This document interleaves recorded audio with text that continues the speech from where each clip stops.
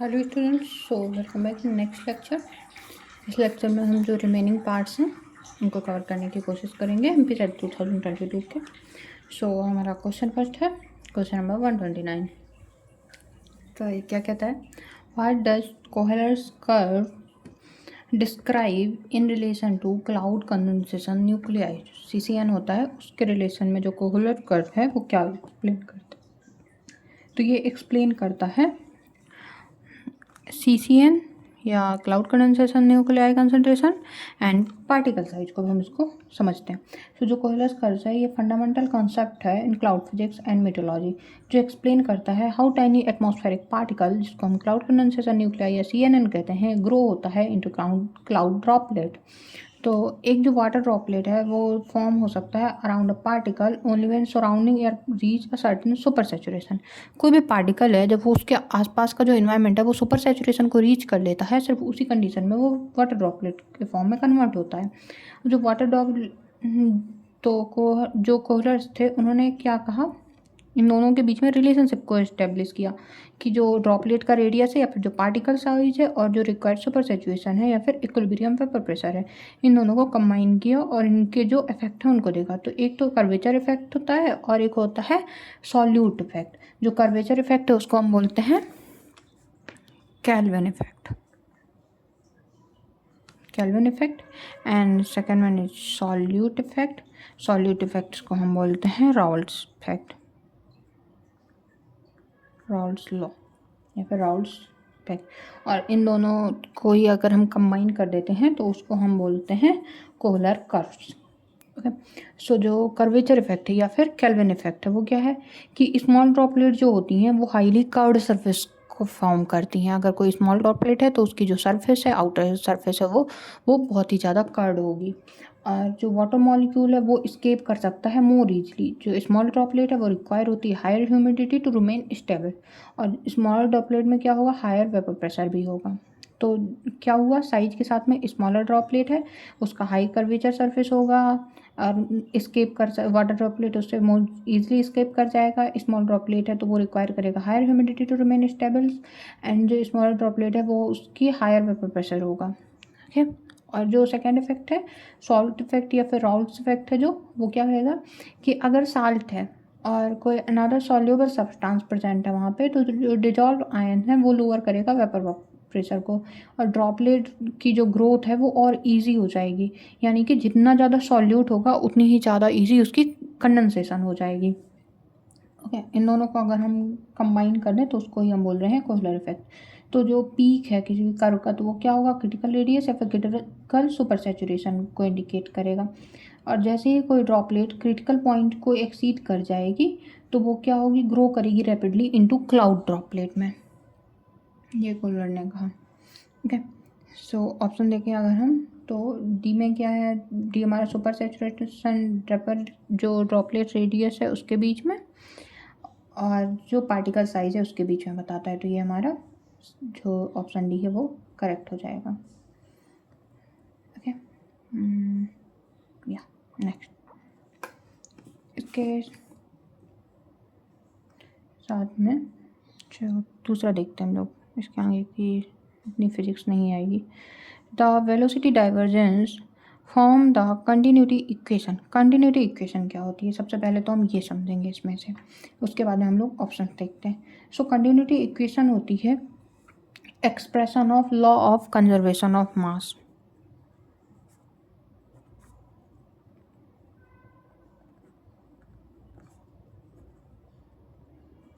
Law of conservation of mass को indicate करती है।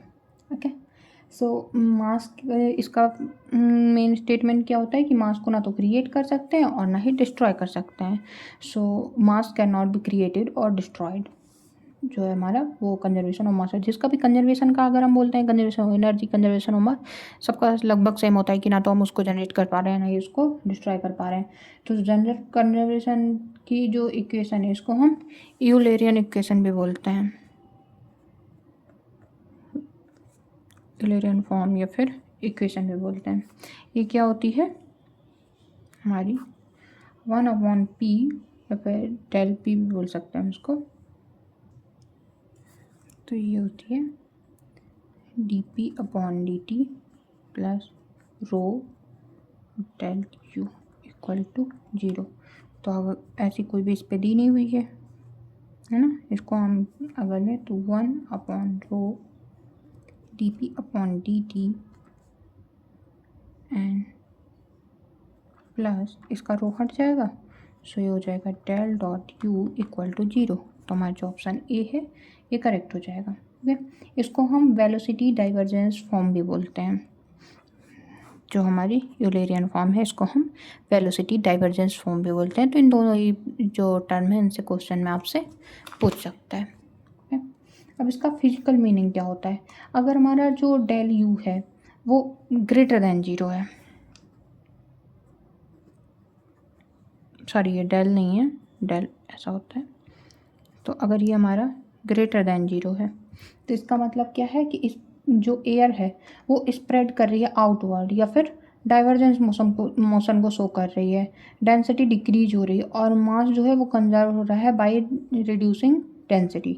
और अगर इसका अपोजिट है लेस देन 0 है तो उसका मतलब होगा कि एयर इनवर्ड कन्वर्ज कर रही है, उसमें आउटवर्ड डाइवर्जेंस शो कर रही है और इस पर इनवर्ड कन्वर्जेंस शो कर रही है। और जब ग्रेटर देन था तो क्या था, डेंसिटी डिक्रीज कर रही है, इसमें डेंसिटी इंक्रीज कर रही है और कंप्रेशन अकर हो रहा है। सो ये होता है हमारा वेलोसिटी फॉर्म। और जो डाइवर्जेंस उसको ऐसे भी del u upon del x, del u upon del y and del डब्ल्यू अपॉन डेल जेड से भी हम इंडिकेट करते हैं। सो ये हो गया हमारा करेक्ट आंसर। नेक्स्ट क्वेश्चन देखते हैं। The equation FVG del phi upon eta equal to 0 describe which type of flow। ये किस तरीके के फ्लो को बताता है। सो ये हमारा बताता है अबाउट द जियोस्ट्रॉफिक फ्लो। अब जियोस्ट्रॉफिक फ्लो क्या होता है सबसे पहले हमें ये देखना पड़ेगा। तो जियोस्ट्रॉफिक फ्लो होता है प्रेशर ग्रेडियंट फोर्स जब हमारा कोरियोलिस फोर्स के बराबर होता है, ये दोनों ही एक दूसरे को बैलेंस कर रहे होते हैं, तो उस कंडीशन को हम बोलते हैं कि वो है हमारी जियोस्ट्रॉफिक कंडीशन है।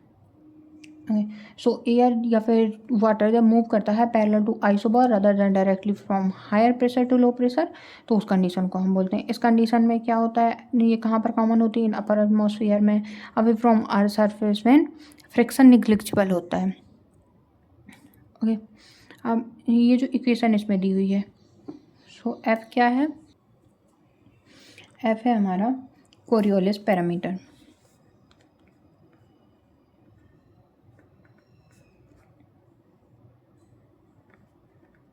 एंड वी जी क्या है, जियोस्ट्रॉफिक विंड वेलोसिटी।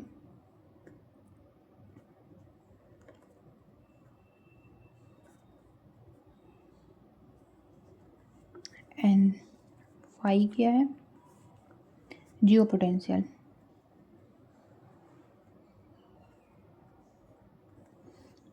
और जो del phi upon del eta है वो है प्रेशर ग्रेडियंट जो कि है normal to the flow direction. तो ये क्या है, Coriolis force plus pressure gradient force equal to 0 लिखा हुआ है। इसमें अगर हम प्रेशर ग्रेडियंट को दूसरी साइड कर दें तो माइनस में आ जाएगा और दोनों ही इक्वल हो जाएंगे। तो ये किसको बताता है, about the geostrophic condition. Physical interpretation करें तो इमेजिन करो एक कोई आइसोबार है, isobar means lines of equal pressure है, तो अर्थ रोटेट नहीं कर रही है। उस कंडीशन में क्या होगा, एयर का जो फ्लो है वो डायरेक्टली होगा high pressure to low pressure. अब जैसे ही अर्थ रोटेट करेगी तो कोरियोलिस फोर्स डिफ्लेक्ट करेगा मूविंग एयर को, इवेंचुअली जो कोरियोलिस फोर्स है वो बैलेंस कर देगा प्रेशर ग्रेडियंट फोर्स को, और जो एयर फ्लो है वो पैरेलल हो जाएगी टू द आइसोबार। क्लियर, एक बार फिर से रिपीट करते हैं। ओके, सो पहले हमारी अर्थ है वो रोटेट नहीं कर रही है। अर्थ जब रोटेट नहीं कर रही है तो एयर क्या होगी, डायरेक्टली फ्लो होगी from high pressure to low pressure. But जैसे ही हमने अर्थ का रोटेशन स्टार्ट किया, अर्थ रोटेट होना शुरू हुई, तो क्या हुआ, वहाँ पे कोरियोलिस फोर्स डेवलप हो गया। कोरियोलिस फोर्स डेवलप हुआ तो डिफ्लेक्ट करेगा मूविंग ऑब्जेक्ट को, और इवेंचुअली जो कोरियोलिस फोर्स है वो बैलेंस कर देगा प्रेशर ग्रेडियंट फोर्स को। इसकी वजह से जो एयर है वो फ्लो करने लगेगी पैरेलल टू आइसोबार, और इसी फ्लो को हम बोलते हैं geostrophic conditions. Good, very good.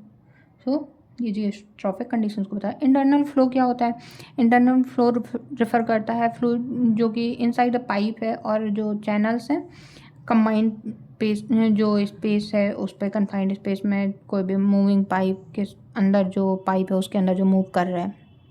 Sorry, बहुत सारे लेक्चर आज ही रिकॉर्ड कर लिए, इस वजह से डिफ्लेक्ट हो रही है, पता नहीं क्या बोलते रहे, sorry.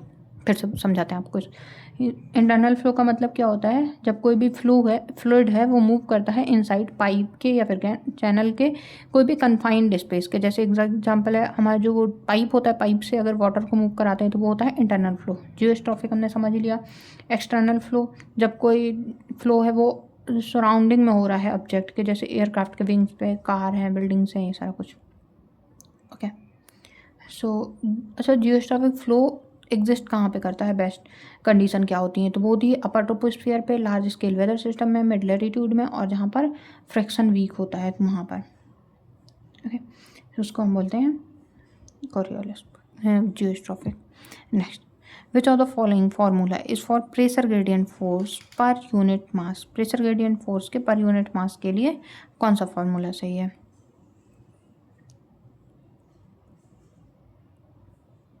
Okay so pressure gradient के लिए हमारा F/m इक्वल टू -1/ρ P, ये हमारा करेक्ट फॉर्मूला हो जाएगा PGF के लिए।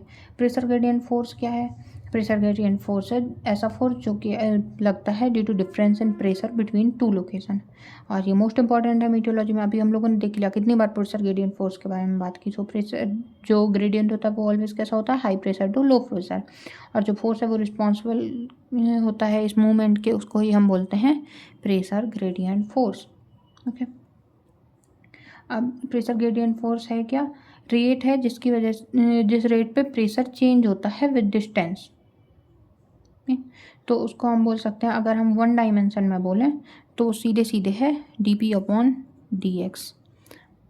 बट अगर हम इसको थ्री डायरेक्शनल वे में बोलें तो यही इसी पे हम जो प्रेशर ग्रेडियंट वेक्टर है उसको इंक्लूड करना पड़ेगा। तो ये होता है इन थ्री डायमेंशन में। अब डेरिवेटिव क्या है प्रेशर ग्रेडियंट फोर्स के पर यूनिट मास के, अगर हम निकालना चाहें यहाँ पे लिख लेते हैं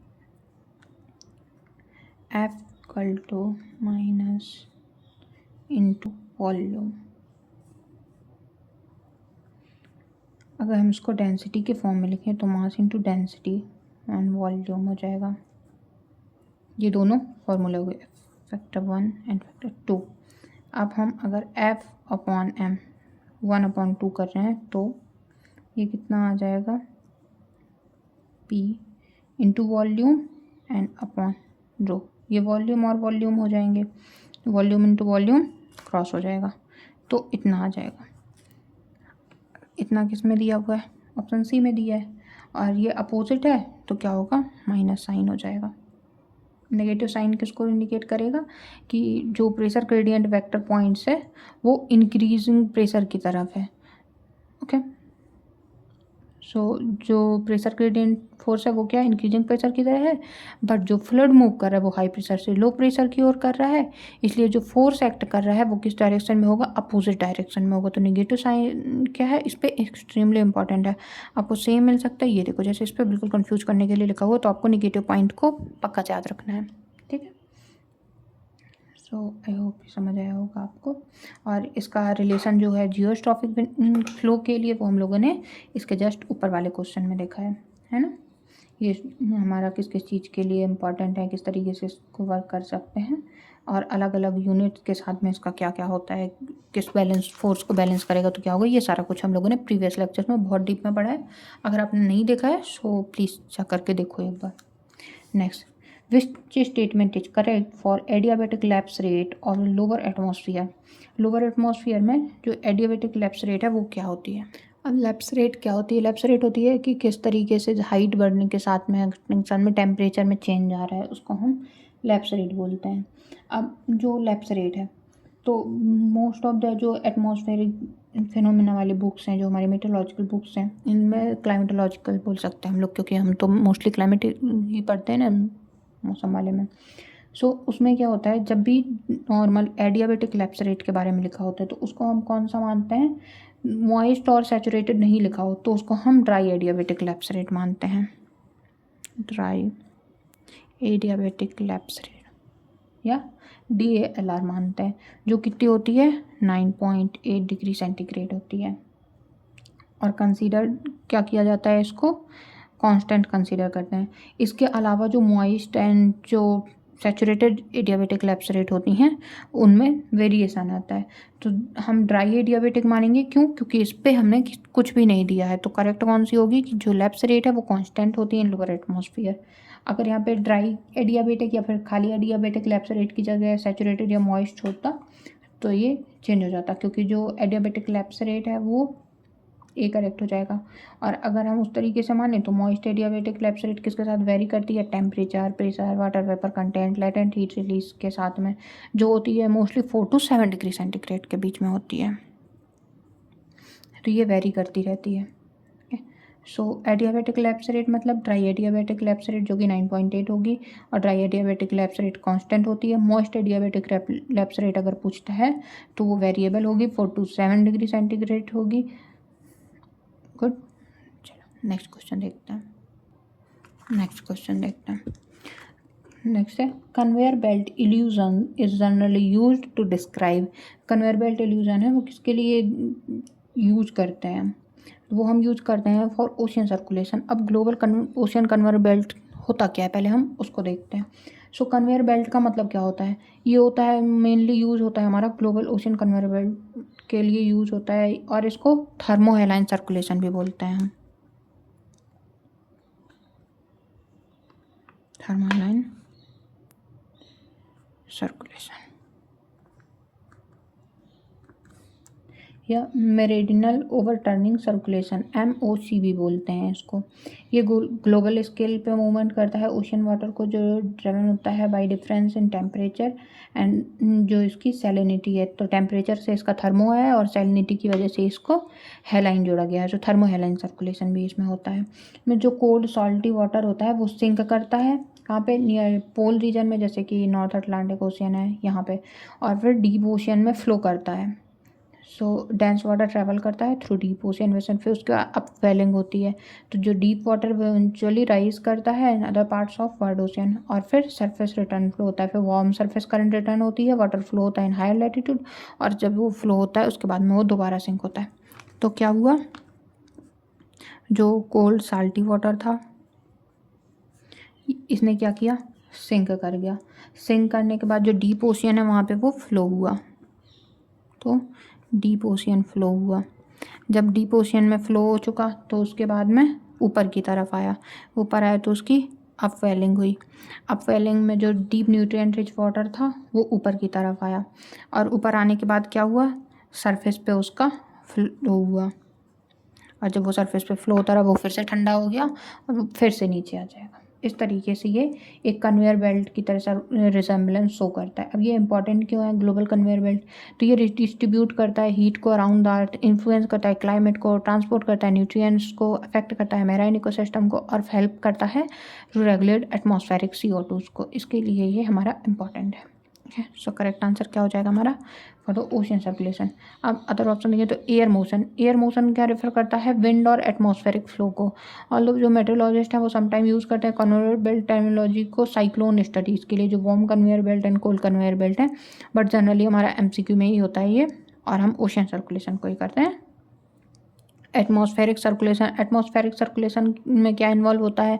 जो हेडली, फेरल, पोलर सेल हैं, इन सारे सेल्स या फिर जेट स्ट्रीम ये होते हैं। ग्लोबल कन्वेयर बेल्ट नहीं होता है। नेक्स्ट है ओशन लैंड एटमॉस्फेरिक इंट्रैक्शन। सो ये भी नहीं होता है कन्वेयर बेल्ट में। Okay, good. अब जो कन्वेयर बेल्ट सर्कुलेशन है वो ग्लोबल ओशन सर्कुलेशन है। थर्मोलाइन है वो क्या है? टेम्परेचर एंड सैलिनिटी होता है। इसका डाइवर्जिंग फोर्स क्या होता है? डेंसिटी डिफरेंस होता है। और मेन फंक्शन क्या होता है? हीट और न्यूट्रिएंट्स जो हैं उनको ट्रांसफ़र करता है एक जगह से दूसरी जगह पे। Okay, next question. The shallow wind driven circulation of water in horizontal spiral bands form. So horizontal जो बैंड्स होते हैं वो कौन सा फॉर्म करता है? जो हमारा लैंगमुयर सर्कुलेशन है। लैंगमुयर सर्कुलेशन हमारा, हो सकता है हमारा प्रोनाउंसिएशन थोड़ा गड़बड़ हो तो उसके लिए सॉरी। ये सर्कुलेशन क्या करता है? कंसिस्ट करता है लॉन्ग पैरेलल कंटिन्यूस रोटेटिंग जो वर्टेक्स है उनको, जो फॉर्म करती हैं अपर ओशियन को। किसकी वजह से? Due to interaction of wind and surface wave.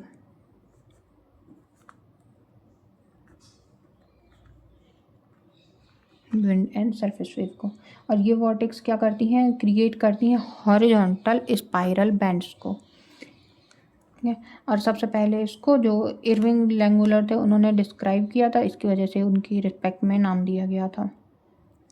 ठीक है।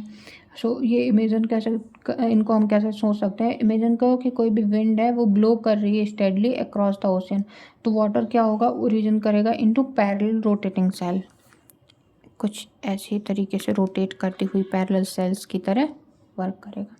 ठीक है। ये रोटेटिंग सेल्स क्या कॉज करेंगी, जो फ्लोटिंग मटेरियल है उसको कॉज करेंगी विंड डायरेक्शन में। ठीक।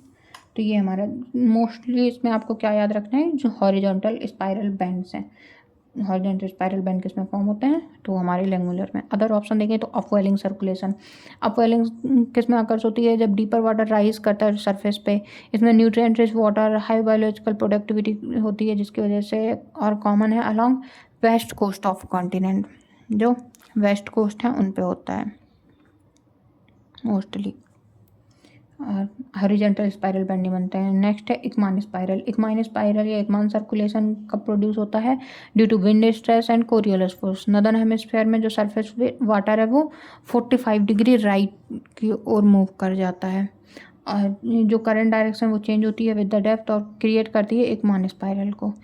और स्पाइरल यहाँ पे जो है वो वर्टिकल वेरिएशन को करंट डायरेक्शन की विद डेप्थ शो करता है, हॉरिजॉन्टल नहीं शो करता है। ठीक है। कि कैसा होता है, वो पहले जाता होता है, फिर वो इस तरीके से आते आते आते आते और जस्ट अपोजिट आ जाता है इकमान स्पाइरल। लैंगरमुलर हम लोगों ने देख लिया, उसके फीचर क्या है, विंड ड्रिवन है, शैलो सरफेस फिनोमेना है, parallel band, contour rotating vortex and wind wall of foam and debris को भी फॉर्म करता है। नेक्स्ट है फ्रैंकलिन एडीज, जो फ्रैंकलिन एडीज ऐसा कुछ होता नहीं है। सो आई होप आपको ये क्वेश्चन समझ आया होगा। नेक्स्ट देखते हैं। नेक्स्ट है द आइसेंट्रोपिक सरफेस है। आइसेंट्रोपिक सरफेस का मतलब क्या होता है, देखो जो आइसेंट्रोपिक है, अरे तो इसके क्वेश्चन का आंसर इसी पे छुपा हुआ है। कांस्टेंट एंट्रोपी, आइस मतलब, या आइस मतलब क्या होता है, कांस्टेंट एंड एंट्रोपी, एंट्रोपी। सो आइसेंट्रोपी का मतलब क्या होता है, कांस्टेंट एंट्रोपी। अब जो इंट्रोपिक सरफेस है, वो सरफेस कैसी होती है, जहाँ पे जो एंट्रोपी है वो कांस्टेंट रहे। अब एंट्रोपी एटमॉस्फेरिक साइंस में होगी क्या, एंट्रोपी का मतलब होता है, एंट्रोपी क्लोजली किससे रिलेटेड होती है, जो हमारा पोटेंशियल टेम्परेचर होता है।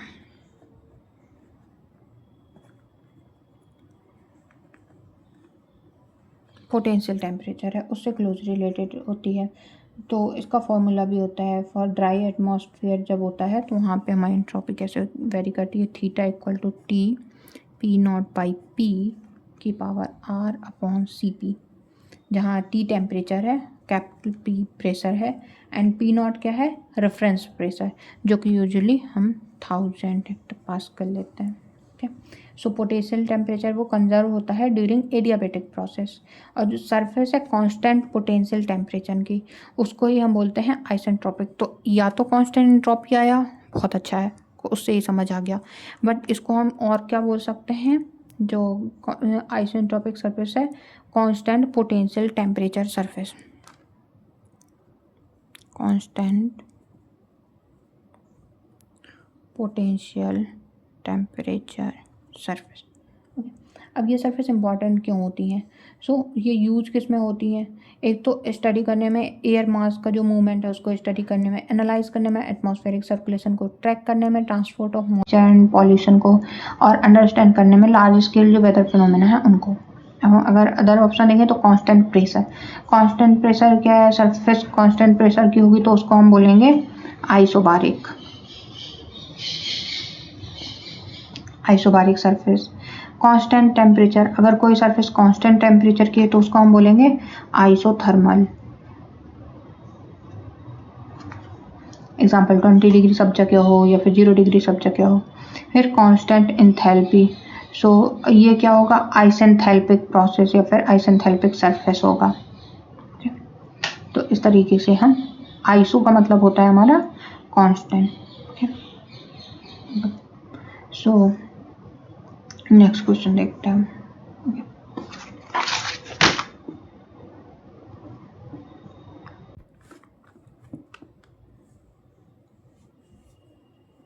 The thermohaline circulation forms due to variation in थर्मोहेलाइन circulation किसके किसके वेरिएशन की वजह से फॉर्म होता है। अभी हम लोगों ने थर्मोहेलाइन बहुत डिटेल में देखा है। सो थर्मोहेलाइन किसके लिए होता है, टेम्परेचर एंड सैलिनिटी के लिए होता है। Thermo means temperature and haline means salinity. So ये फैक्टर है अबाउट टेम्परेचर एंड सैलिनिटी का। इफेक्ट क्या होता है, अगर कोल्ड वाटर है तो वो डेंसर होगा और सिंक करेगा, वार्म वाटर है तो वो लेस डेंस होगा और राइज करेगा। इसी तरह से अगर हाई सैलिनिटी है तो डेंसर है तो सिंक करेगा, लो सैलिनिटी है तो लेस डेंसर है, इसका मतलब वो रिमेन्स रह जाएगा सरफेस में। और ये ग्लोबल ओशन कन्वेयर बेल्ट से भी हमारा रिलेटेड है, उसको भी हम लोगों ने देख लिया था प्रीवियस क्वेश्चन, तो इसको हम लोग ज़्यादा डिस्कस नहीं करेंगे। Next, 1 nautical mile is equal to, एक जो नॉटिकल माइल्स होता है उसकी जो बोल सकते हैं कितनी डिग्री के बराबर होता है। तो देखो ये जो होता है ये 1 मिनट होना चाहिए ऑफ लैटिट्यूड। ये क्वेश्चन हमारे अकॉर्डिंग जो है वो 1 मिनट ऑफ लैटिट्यूड होना चाहिए। क्यों होना चाहिए वो भी बता देते हैं, बट जो इसका आंसर सही माना गया था वो था 1 डिग्री ऑफ लैटिट्यूड। तो ये हम एक्सप्लेन भी उतना नहीं करेंगे क्योंकि हमें नहीं लगता कि ये क्वेश्चन सही है। शायद बाद में हो सकता है कि इसके मार्क्स सबको दिए गए हों या फिर जैसा भी हो, हमने जो समझ आ रहा है उसके अकॉर्डिंग हम आपको बताते हैं। अब नॉटिकल माइल क्या होता है, ये यूनिट है डिस्टेंस की जो कि यूज़ होती है फॉर नेविगेशन के लिए इन ओशियोनोग्राफी, मैरीन स्टडीज़ में और एविएशन वगैरह में। तो ये है हमारी एक डिस्टेंस है।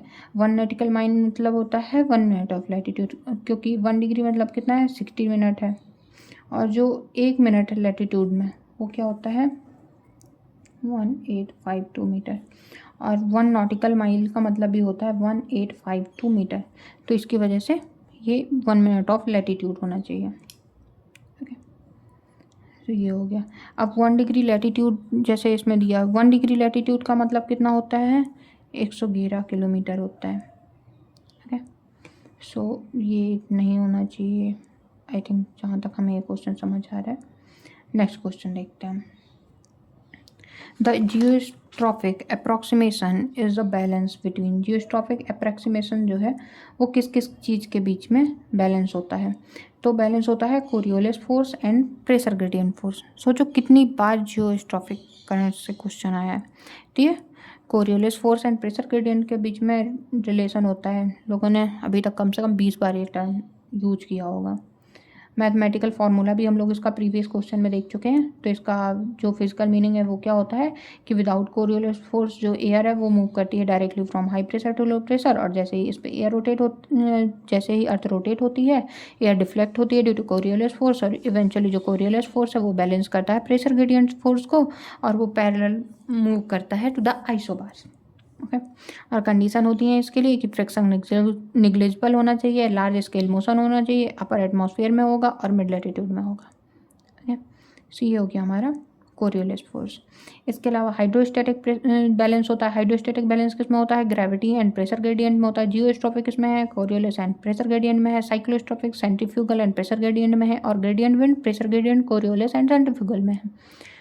सो आई होप ये क्वेश्चन भी क्लियर होगा। ओके, 40 तक कर लेते हैं, उसके बाद 10 क्वेश्चन रहेंगे तो उसको हम लोग नेक्स्ट लेक्चर में देखेंगे।